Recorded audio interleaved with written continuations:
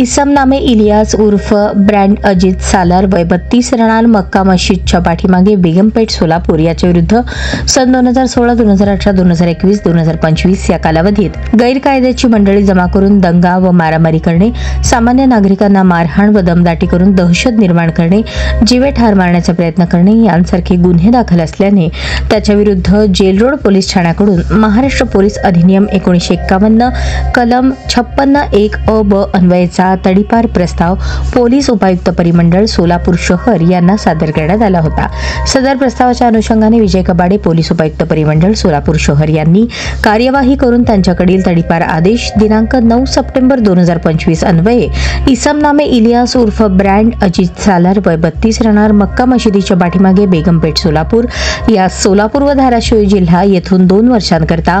तडीपार केले आहे। तडीपार केल्यानंतर त्यास विजयपूर कर्नाटक येथे नेऊन सोडण्यात आले।